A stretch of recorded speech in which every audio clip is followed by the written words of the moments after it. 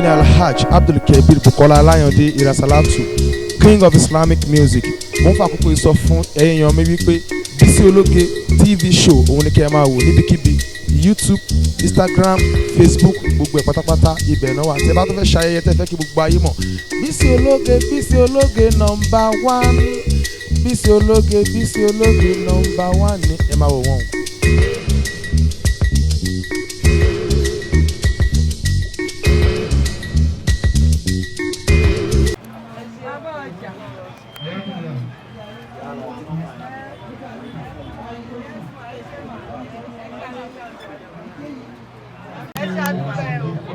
My mommy, I said, mommy.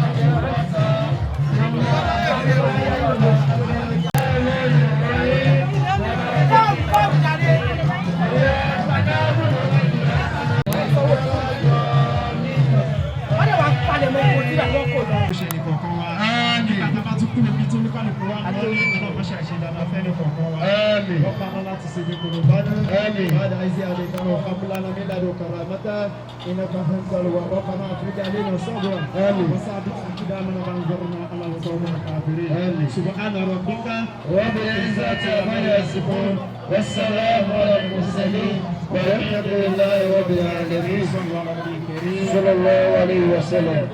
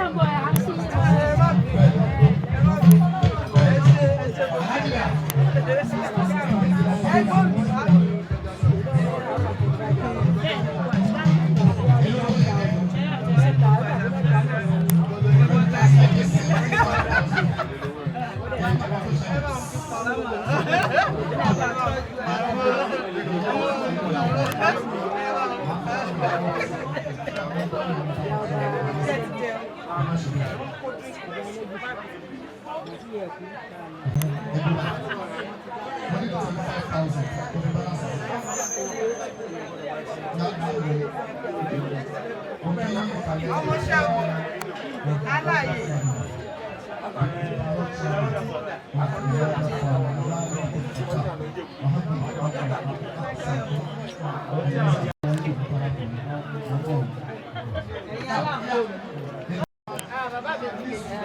Ìyá mi súra.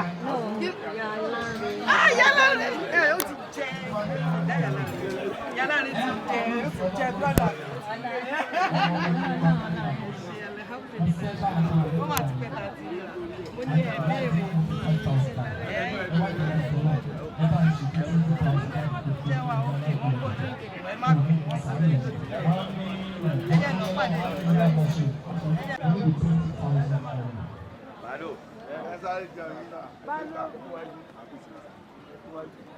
Mama. My dear, number one. Yes.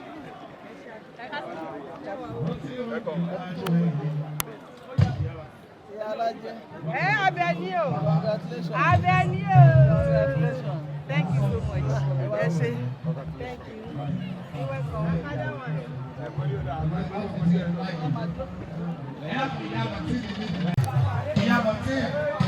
Owó tó bẹ̀rẹ̀ àbọ̀tí lè dúró tó 7,005. Kálẹ̀ wọ́n máa kó bẹ́ẹ̀. Ókè ló ọkùn 6,000 bẹ́ẹ̀ ló ti pé. Ṣé òkò ní máa ń náà kò ṣe ní ìlú? Tó kò ní máa ń dìbò tó máa ṣe ń ṣẹ́kù ṣe. Ẹ jọ ìyá mi tí owó ẹ̀ kó 5,500. Pẹ̀lú òkú ọlọ́pàá ní àwọn ọ̀gá o.